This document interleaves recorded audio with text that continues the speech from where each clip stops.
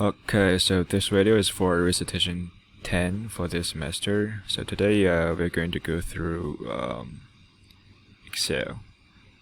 So if you go to Canvas and go to section 4 and 5, you could see already upload this slides on Canvas, and also for today's recitation, you could download this example 1 XLSX as a basic skeleton or starting point to start doing your work along this video. So basically, you could pause anytime, just looking for reference, or have a little understanding for the content of the recitation. So right now you could download this example 1 and also this recitation PowerPoint for reference.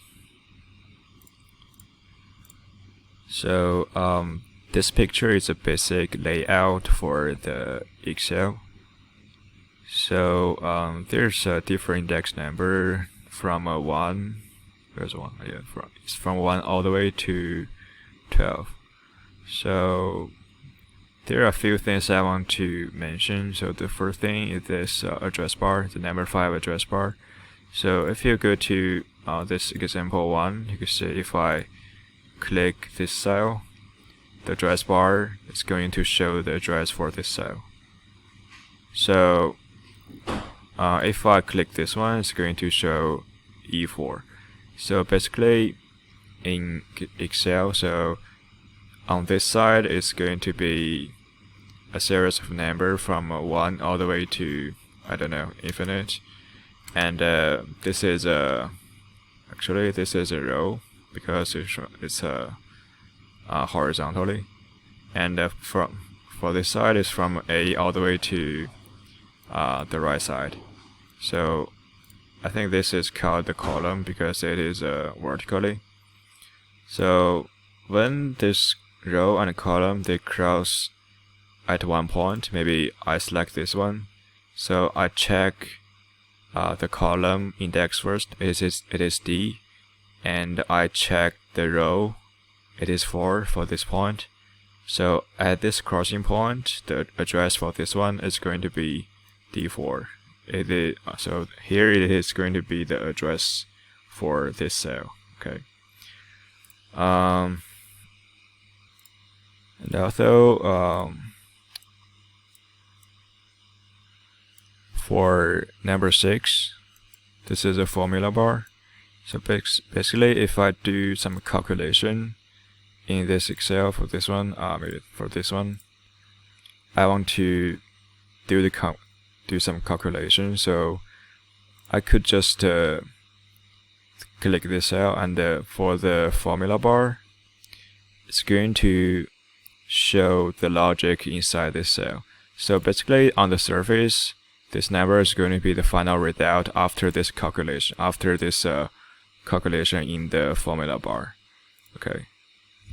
So this is the important part for Excel: the formula bar and the address bar. Okay.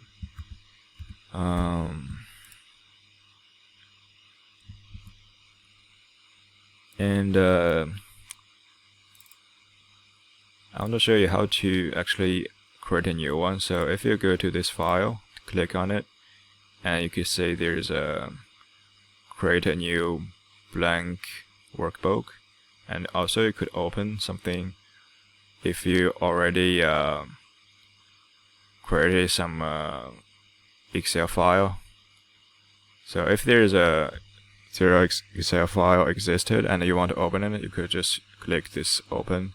And if you want a new to create a new one, so you just click this new. Okay. And this is a whole thing is going to be a workbook, and in this workbook you could have an infinite worksheet. Okay.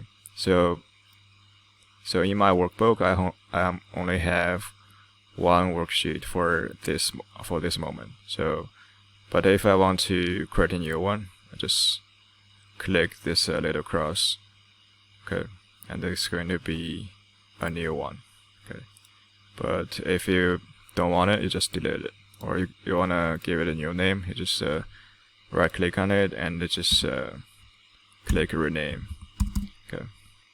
So for this moment, I just delete this one. And for this moment, I hope you could pause for a while and just read it through from PowerPoint from page 5 all the way to page 9. Okay. So I hope you could maybe pause a few minutes and just read it through. It's nothing difficult. It's very simple common sense. And so if you finish reading, you could go back to this example 1. I'm going to do right here. So go inside this example 1, and it says intertitle.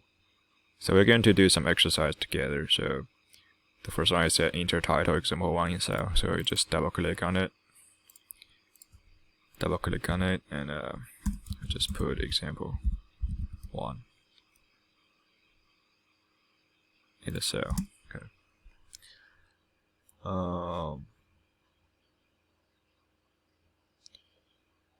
And the second thing is edit title to say example 1.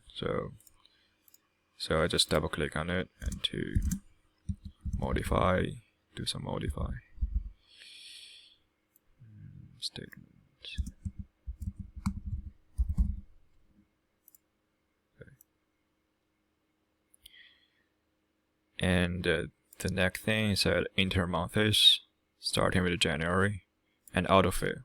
So for this point, I'm going to show you how to use the autofill. January.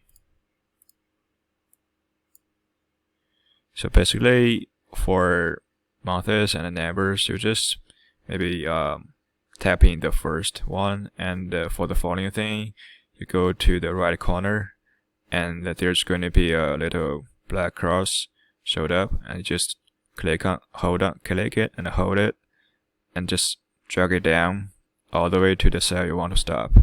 So in this example, I start from the January and all the way to August, because I want the autofills to stop in this cell. So this is autofill. It's going to be do this work for you automatically, so you don't need to manually tap in the February, March, all the way to August.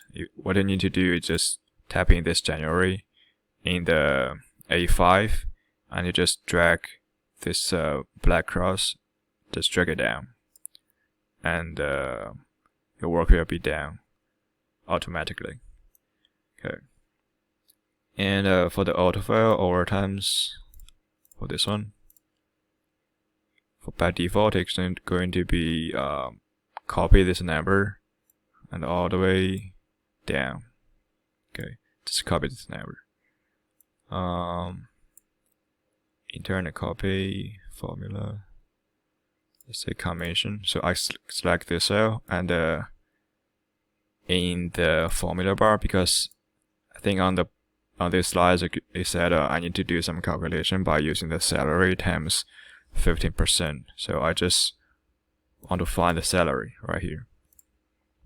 So the address for salary for the first one is going to be B5. So I think I need to put a formula right here to do the calculation for me. So in order to use the formula, we need to put an equal sign in the front, and we just use B5, because the address for the salary, the first salary data, is going to be B5. So I use the B5 right here and times 0.15. Okay, this is a calculation.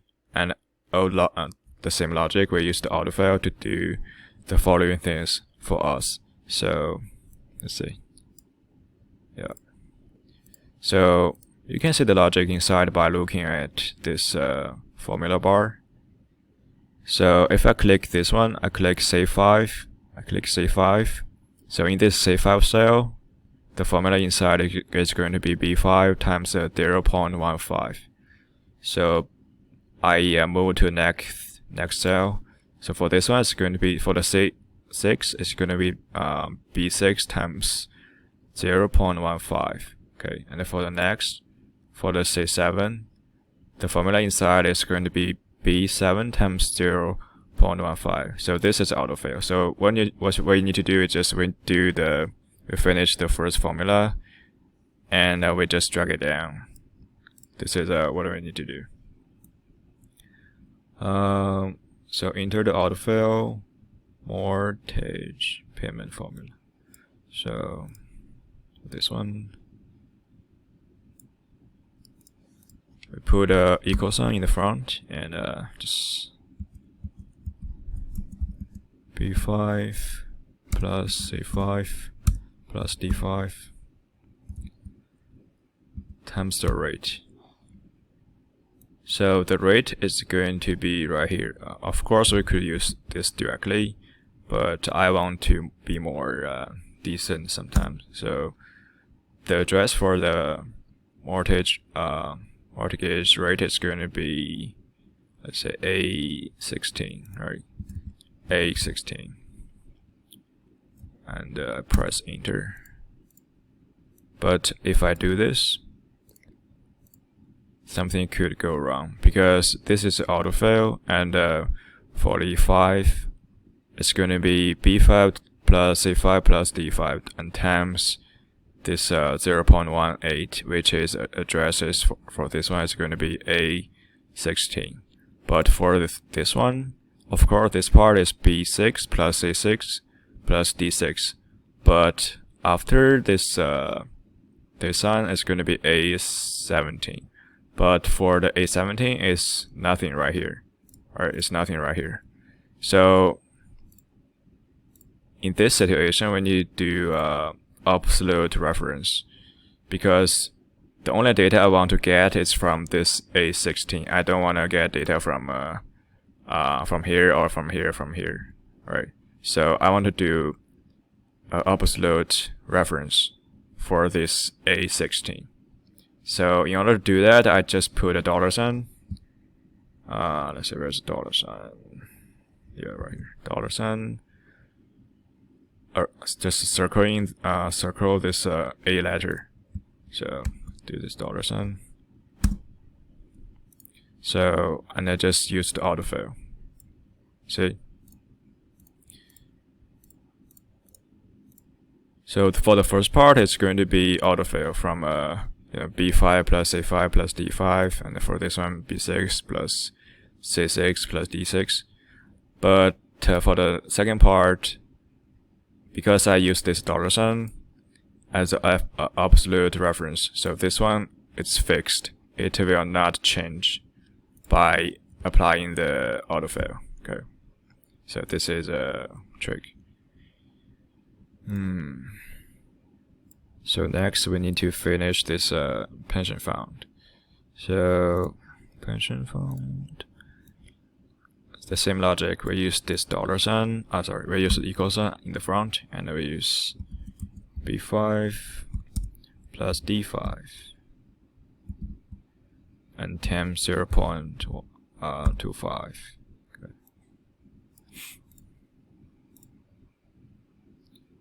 Oh, sorry. Search. Oh. It's going to be okay. Finish this formula in the address in the formula bar, and just we use autofill. Okay.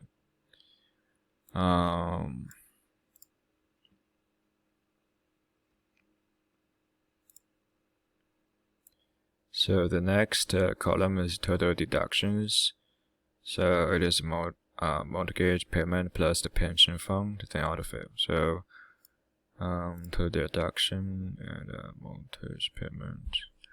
The address for this one is E5. So you could type in something in this formula bar, or you could just type in right here. You just double click on it, and it's E5 plus I5. Right. And you just autofill.